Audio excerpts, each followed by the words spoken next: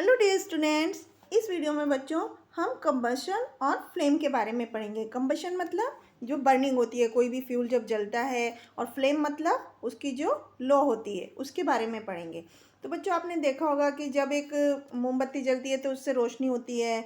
जब हम उसे माचिस से जलाते हैं, माचिस की तीली से, तो आप क्या समझते हो कि मोमबत्ती कैंडल जलती है या उसके अंदर जो बत्ती होती है वो जलती है, या उसका जो मोम होता है उसके चारों तरफ वो जलता है। तो बच्चों आपको पता है क्या एक मोमबत्ती बिना मोम के या बिना उसके अंदर बत्ती के जल सकती है, या एक लकड़ी का जो मोटा लट्ठा होता है, लॉग होता है, वो मुश्किल से जलता है, बजाय एक माचिस की तीली को, पतली स्टिक को हम जलाते हैं तो वो इजीली जल जाती है। ऐसा क्यों होता है? या जब एक कोयला है वो जब जलता है तो उसमें से लौ नहीं निकलती, जब ये एकदम रेड हॉट हो जाता है और हीट देता है और लाइट भी देता है, लेकिन उसके अंदर से लौ नहीं निकलती। कोयला बिना फ्लेम के जलता है। और जैसे मैग्नीशियम का रिबन होता है, वो एक वाइट कलर की लाइट के साथ, चमकीली जो लाइट होती है वाइट कलर की, उसके साथ जलता है। जबकि एलपीजी और पेट्रोलियम गैस जो होती हैं वो नीली फ्लेम के साथ जलती हैं। तो बच्चों ये आपने देखा, अलग अलग तरह के सब्सटेंस जो होते हैं वो अलग अलग तरह से बर्न होते हैं, उनका कंबशन अलग अलग तरह से होता है। तो इस चैप्टर में बच्चों हम बर्निंग के प्रोसेस के बारे में पढ़ेंगे कि जो बर्निंग है वो किस किस तरह से होती है, कितनी तरह की फ्लेम्स निकलती हैं जब बर्निंग होती है, या अलग अलग फ्यूल्स जो होते हैं उनमें बर्निंग का क्या तरीका होता है। तो फ्यूल्स जो होते हैं बच्चों आपने देखा होगा, हम अपने रोज़ाना में बहुत तरह के फ्यूल यूज़ करते हैं, जैसे खाना पकाने के लिए, अपने कार स्कूटर वगैरह चलाने के, व्हीकल्स चलाने के लिए, या फैक्ट्री में, या और दूसरे बहुत से काम के लिए हमें अलग अलग फ्यूल यूज़ करते हैं। तो अब हम सबसे पहले कंबशन के बारे में पढ़ते हैं कि जो जो टर्म्स यूज़ होती हैं। कंबशन मतलब बर्निंग होता है, तो कुछ टर्म्स हैं जो इसमें यूज़ होती हैं। सबसे पहले कंबसेबल सब्सटेंस। कंबसेबल सब्सटेंस किसको बोलते हैं? कि जो सब्सटेंस हवा की ऑक्सीजन के साथ मिलके जलते हैं, बर्निंग करते हैं, उनको हम कंबसेबल सब्सटेंस बोलते हैं। जैसे कि पेट्रोल है, एलपीजी है जिससे हम गैस जो हम खाना पकाते हैं, केरोसिन यानी मिट्टी का तेल, कागज़, कपड़ा, लकड़ी, तो ये सब चीज़ें होती हैं, ये कंबसेबल सब्सटेंस होते हैं जो कि हवा के साथ जलते हैं, बर्निंग होती है। नॉन कंबसेबल सब्सटेंस होते हैं जो कि हवा के साथ, हवा की ऑक्सीजन के साथ मिल करके नहीं जलते, नहीं बर्न होते, उनको हम नॉन कंबसेबल सब्सटेंस कहते हैं। जैसे कि पानी है, ग्लास है, सीमेंट है, सैंड है, ये सब बर्निंग नहीं होती है। तीसरा टर्म है सपोर्टर ऑफ कंबशन। कुछ सब्सटेंस ऐसे होते हैं जो बर्निंग में सपोर्ट करते हैं, जैसे कि उन्हें हम सपोर्टर ऑफ कंबशन बोलते हैं। जैसे कि जब कार्बन का बर्निंग होती है तो जो हवा की ऑक्सीजन होती है वो उसका सपोर्टर ऑफ कंबशन है। तो सपोर्टर ऑफ कंबशन जो होता है वो यदि उसको हम हटा दें, कट कर दें, तो जो बर्निंग है वो रुक जाती है। तो ये भी बहुत इंपॉर्टेंट होता है कंबशन सब्सटेंस के लिए कि उन्हें सपोर्टर ऑफ कंबशन की प्रेजेंस में उनकी बर्निंग होती है। इसके बाद हम पढ़ते हैं इग्निशन टेम्परेचर। इग्निशन टेम्परेचर क्या होता है बच्चों? हर एक जो कंबशेबल सब्सटेंस होता है उसको हम जब बर्न करते हैं तो उससे पहले उसको एक मिनिमम टेम्परेचर तक ले जाना होता है। तो ये जो मिनिमम टेम्परेचर है जहाँ तक हम उसे हीट करते हैं उसके बाद वो बर्न होता है, उसको हम इग्निशन टेम्परेचर बोलते हैं। तो इग्निशन टेम्परेचर क्या हुआ बच्चों? वो लोएस्ट टेम्परेचर जो किसी भी सब्सटेंस का जिस तक हमें हीट करना पड़ता है उससे पहले कि वो आग पकड़े, तो उसे हम इग्निशन टेम्परेचर बोलते हैं। इसको हम किंडलिंग टेम्परेचर भी बोलते हैं, इग्निशन टेम्परेचर को। इसके बाद जो सब्सटेंस जिनमें लो इग्निशन टेम्परेचर होता है वो जल्दी आराम से आग पकड़ लेते हैं, और इग्निशन टेम्परेचर जो होता है किसी भी सब्सटेंस का वो उसके केमिकल नेचर पर निर्भर करता है। जैसे कि पेट्रोल का इग्निशन टेम्परेचर कम होता है केरोसिन से। तो इस तरह अलग अलग सब्सटेंस के अलग अलग इग्निशन टेम्परेचर होते हैं। इसके बाद कंबशन के लिए क्या क्या कंडीशंस होती हैं, जो ज़रूरी कंडीशंस हैं? तो कुछ कंडीशन होती हैं जैसे कि कंबशेबल सब्सटेंस का होना ज़रूरी है, या जिसको हम फ्यूल भी बोलते हैं। दूसरा, सपोर्टर ऑफ कंबशन होना भी ज़रूरी है। तीसरा, इनिशियल हीटिंग, मतलब जो कंबशेबल सब्सटेंस है उसका टेम्परेचर, वो मिनिमम टेम्परेचर जहाँ तक हमें उसे हीट करना पड़ता है बर्निंग से पहले। तो ये सब उसकी कंडीशंस हैं किसी भी सब्सटेंस को कंबशन करने के लिए। इसके बाद बच्चों हम सबको पता है कि कोई भी सब्सटेंस जो कंबशेबल सब्सटेंस है वो सिर्फ जब ही बर्न होता है या जब ही आग पकड़ता है जब उसकी जो कंडीशंस हैं वो सब फुलफिल होती हैं। इसको हम जैसे हवा की ऑक्सीजन के साथ मिलके जो सब्सटेंस आग पकड़ता है उसको हम कंबशेबल सब्सटेंस बोलते हैं। यदि आग बिना कंबशेबल सब्सटेंस के आग नहीं पकड़ सकती। तो अगर बच्चों हमने देखा है हमारी डे टू डे लाइफ में कई बार क्या होता है अनवांटेड फायर लग जाती है जिसको हमें ज़रूरत नहीं होती, उससे बहुत सारा डिस्ट्रक्शन हो जाता है, बहुत सारा नुकसान हो जाता है। तो हमें उस आग को कंट्रोल करना पड़ता है। हम कैसे कंट्रोल करते हैं? यदि हम आपको पता है कि आग कंबशन के लिए 3 चीज़ें ज़रूरी हैं, हवा की ऑक्सीजन, इग्निशन टेम्परेचर और कंबसेबल सब्सटेंस। यदि इन 3 सब्सटेंस में से हम किसी एक को कंट्रोल कर दें तो आग जलना रुक जाती है। तो आग कंट्रोल करने के लिए हमें क्या क्या करना पड़ सकता है? या तो हम कंबशेबल सब्सटेंस को हटा दें या हवा की सप्लाई रोक दें वहाँ पर जिससे कि ऑक्सीजन कट हो जाए, या तो कंबशेबल जो सब्सटेंस है उसका टेम्परेचर इतना कम कर दें कि उसका इग्निशन टेम्परेचर से कम हो जाए वो। तो इसलिए बच्चों फायर जो होती है वो कभी कभी बहुत नुकसानदायक हो जाती है, तो इसलिए हम उसे कैसे कंट्रोल कर सकते हैं उसके बारे में हम पढ़ेंगे। तो सबसे पहले क्या क्या तरीके होते हैं आग बुझाने के? पानी को यूज़ करके। तो पानी क्या करता है बच्चों, ज़्यादातर पानी से हीट कम हो जाती है, इससे हीट रिमूव हो जाती है और ऑक्सीजन रिमूव हो जाती है। जो 3 चीज़ें ज़रूरी हैं उनमें से ये 2 चीज़ कट हो जाती हैं, तो जो कंबशेबल सब्सटेंस है उसका टेम्परेचर इग्निशन टेम्परेचर से कम हो जाता है। और उसके आसपास की जो वाटर वेपर होती है, जो पानी की भाप होती है कंबशेबल सब्सटेंस के आसपास की, तो उसकी वजह से हवा की सप्लाई रुक जाती है और आग बुझ जाती है। इसके बाद कार्बन डाइऑक्साइड गैस यूज़ करके भी हम आग को कंट्रोल कर सकते हैं। बच्चों आप सबको पता है कि कार्बन डाइऑक्साइड एक बहुत अच्छा आग बुझाने का तरीका है। तो ये इसकी वजह से क्या होता है, क्योंकि हवा से भारी, ऑक्सीजन से भारी होती है कार्बन डाइऑक्साइड गैस, तो ये ऑक्सीजन को हटाकर उसकी जगह घेर लेता है। जहाँ पर आग लगी है अगर हम कार्बन डाइऑक्साइड डालें तो ये आग वहाँ की ऑक्सीजन का लिंक तोड़ देता है उस जगह से, तो ऑक्सीजन हट की सप्लाई रुक जाती है और आग रुक जाती है। तो आग को कंट्रोल करने के लिए कार्बन डाइऑक्साइड क्योंकि नॉन फ्लेमेबल गैस है और हवा से भारी है, तो इन 2 कारणों की वजह से वो एक चादर बना लेती है आग के चारों तरफ, जिससे कि हवा का जो कांटेक्ट है कंबशेबल सब्सटेंस से वो रुक जाता है और आग कंट्रोल हो जाती है। इसके बाद यूजिंग ए ब्लैंकेट, आपने देखा होगा कभी आग लग जाती है तो कंबल ओढ़ कर के बाहर निकाल लेते हैं उस आग से।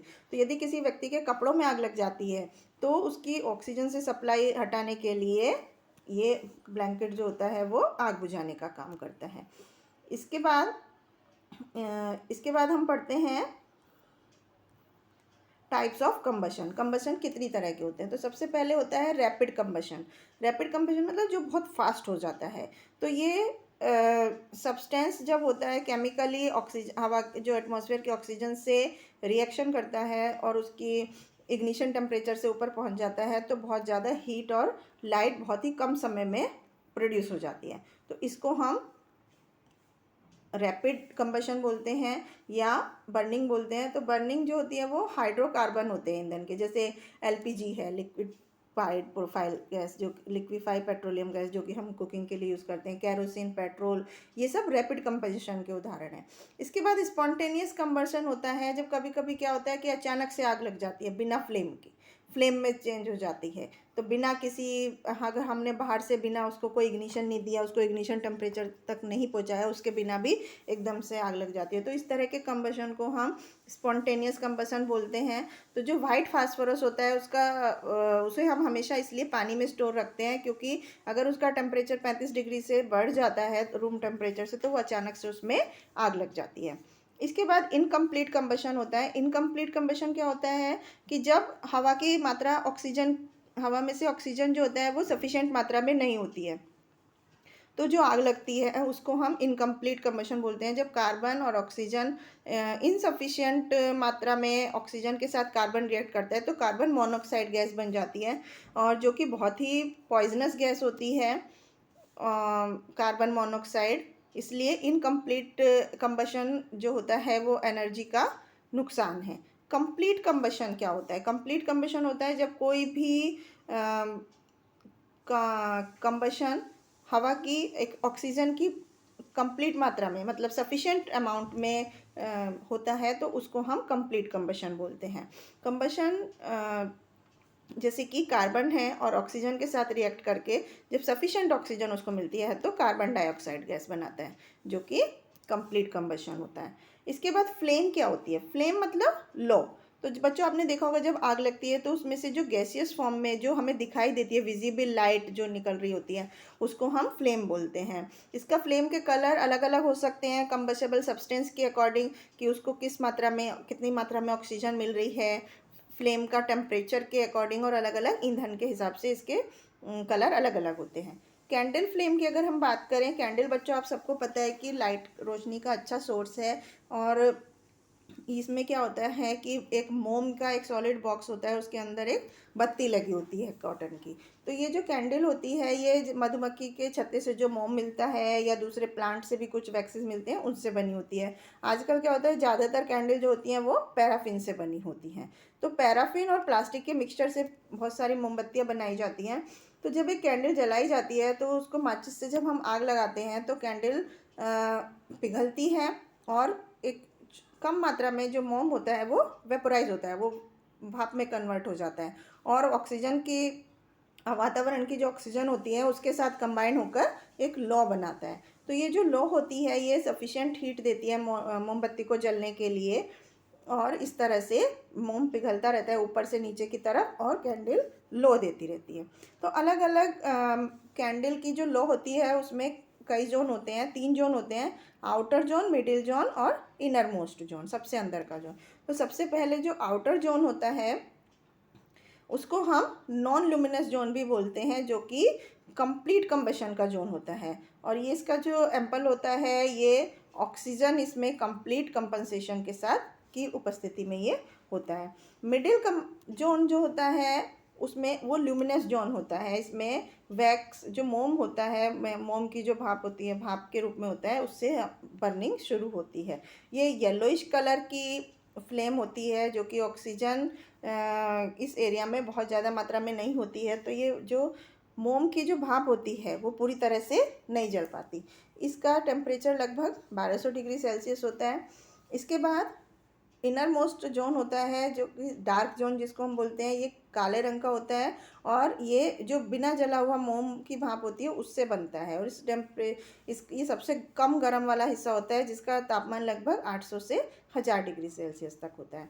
अब हम पढ़ते हैं बच्चों फ्यूल के बारे में। तो फ्यूल एक ऐसा सब्सटेंस है जो कि हवा की ऑक्सीजन के साथ मिल करके बर्न होता है, हमें हीट और एनर्जी देता है। तो फ्यूल जो होते हैं वो सॉलिड, लिक्विड या गैस किसी भी स्टेट में हो सकते हैं। कुछ सॉलिड फ्यूल जैसे कि कोयला, लकड़ी होते हैं, कुछ लिक्विड होते हैं जैसे पेट्रोल, केरोसिन, डीजल।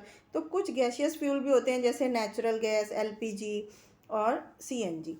अब अच्छे फ्यूल में क्या क्या क्वालिटीज़ होती हैं उसके बारे में पढ़ते हैं। फ्यूल हमेशा सस्ता होना चाहिए और इजीली अवेलेबल होना चाहिए और इजीली ट्रांसपोर्ट के लिए होना चाहिए। जो भी ईंधन है वो उससे हार्मफुल गैसें नहीं निकलनी चाहिए जलने पर, और बाद में उसको राख जो छोड़ते हैं ज़्यादातर ईंधन वो नहीं छोड़ना चाहिए। एक फ्यूल को, एक ईंधन को सुरक्षित तरीके से जलाना चाहिए और वो कंबस्टिबल के लिए रेडी होना चाहिए। फ्यूल जो है, ईंधन जो है वो बड़ी अमाउंट में हीट छोड़ना चाहिए जलने पर, और इग्निशन टेम्परेचर जो है ईंधन का वो रूम टेम्परेचर से ज़्यादा होना चाहिए। तो इस तरह से अलग अलग फ्यूल में क्वालिटीज़ होनी चाहिए। फ्यूल एफिशिएंसी क्या होती है? तो बच्चों अलग अलग फ्यूल जो होते हैं अलग अलग अमाउंट की हीट प्रोड्यूस करते हैं। 1 किलोग्राम फ्यूल के कंप्लीट कंबशन से जो हीट प्रोड्यूस होती है उसको हम कैलोरीफिक वैल्यू बोलते हैं। तो इस तरह प्रॉब्लम रिलेटेड प्रॉब्लम हो, पॉल्यूशन रिलेटेड प्रॉब्लम्स होती हैं किसी भी कंबशन, जब फ्यूल का कंबशन करते हैं तो सभी जो कार्बन वाले फ्यूल होते हैं जितने भी, तो उनको जलाने पर बहुत सारी गैस निकलती हैं जैसे कि कार्बन मोनोऑक्साइड है, कार्बन डाइऑक्साइड है, या नाइट्रोजन और सल्फ़र के ऑक्साइड हैं। ये गैसेस जो होती हैं वो धुआं भी प्रोड्यूस करती हैं। ये गैसें बहुत ही हानिकारक होती हैं और एयर पोल्यूशन का कारण होती हैं। कुछ सॉलिड फ्यूल भी जलने के बाद क्या होते हैं, राख छोड़ते हैं, तो ये राख अच्छी तरह से डिस्पोज ऑफ नहीं होती जिसकी वजह से एयर और वाटर पोल्यूशन होता है। कुछ पॉल्यूटेंट होते हैं हवा में जो बहुत सारी बीमारी का कारण बनते हैं इंसानों में और जानवरों में, इसकी वजह से ह्यूमन बीइंग को बहुत ज़्यादा नुकसान होता है। तो कार्बन डाइऑक्साइड जो वातावरण में बढ़ती जा रही है उसकी वजह से पृथ्वी का तापमान बढ़ता जा रहा है, इसको हम ग्रीन हाउस इफेक्ट बोलते हैं। तो अर्थ का टेम्परेचर बढ़ने की वजह से जो एटमॉस्फेयर की जो कार्बन डाइऑक्साइड है वो सूरज की जो हानिकारक किरणें होती हैं उनको पृथ्वी पर आने से नहीं रोक पाती, उसको हम ग्रीन हाउस इफेक्ट बोलते हैं। तो सल्फ़र और नाइट्रोजन के ऑक्साइड जो होते हैं वो बहुत सारी सांस की प्रॉब्लम भी क्रिएट कर देते हैं और एसिड रेन बनाते हैं। तो जब बारिश के पानी में नाइट्रोजन और सल्फ़र के ऑक्साइड मिल जाते हैं तो उसको हम एसिड रेन बोलते हैं। अब एसिड रेन के क्या नुकसान होते हैं? एसिड रेन जो होती है बहुत ज़्यादा एसिडिक होती है, उसकी वजह से जो भी मेटल की चीज़ें होती हैं उन पर जंग लग जाता है और चूना पत्थर और मार्बल जो हमारी ऐतिहासिक इमारतें हैं उनके पत्थर ख़राब हो जाते हैं, उनकी शाइनिंग ख़राब हो जाती है। एसिड रेन से बहुत सारे पेड़ पौधे और जो पानी के अंदर रहने वाले ऑर्गेनिज्म हैं उनको बहुत नुकसान पहुंचता है और मिट्टी की उपजाऊ शक्ति भी कम हो जाती है।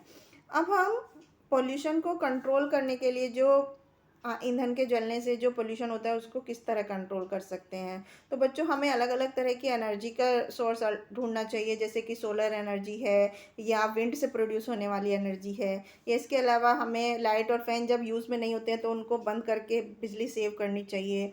पावर प्लांट इसके पॉल्यूशन को रोकना चाहिए। इन दिनों क्या होता है, कैटेलिक कन्वर्टर यूज़ होते हैं जो कि गाड़ी में फिट रहते हैं, जिससे कि केमिकल जो होता है जिससे गैस जो खराब गैसें निकलती हैं वो हट जाती है। तो इस तरह से अलग अलग तरीक़ों से हम कंबशन फ्यूल्स के कंबशन को कंट्रोल कर सकते हैं। तो बच्चों इस चैप्टर में हमने क्या क्या चीज़ें पढ़ी, एक बार उनको रिवाइज करते हैं मेन पॉइंट्स को।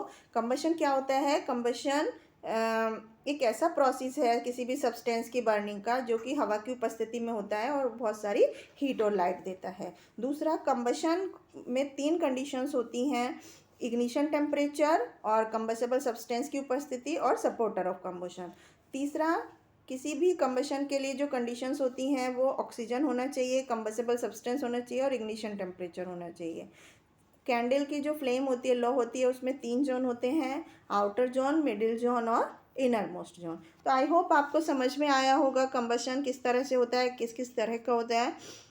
Thank you.